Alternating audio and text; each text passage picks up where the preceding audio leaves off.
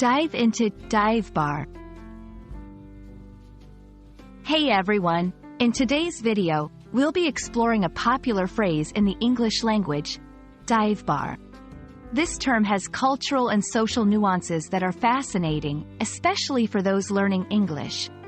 So, let's dive right in. Firstly, let's break down the words. Dive often means to jump or plunge into something, especially water.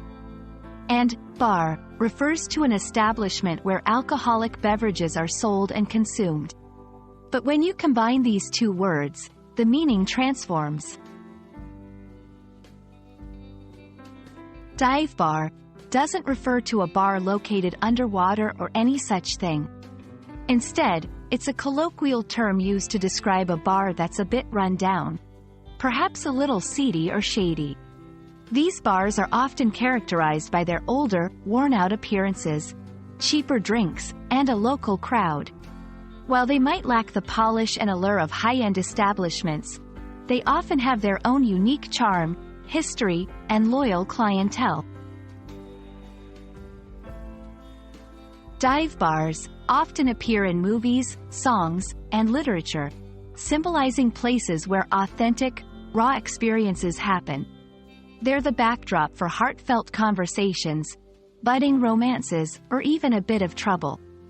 Songs like Dive Bar by Garth Brooks and Blake Shelton pay homage to these establishments, highlighting the real and unpretentious experiences they offer. Understanding a term is great, but being able to use it in a sentence is even better. Here are a couple of examples. 1. Let's skip the fancy places tonight and just hang out at a dive bar. 2. The best stories I've heard come from late nights at dive bars.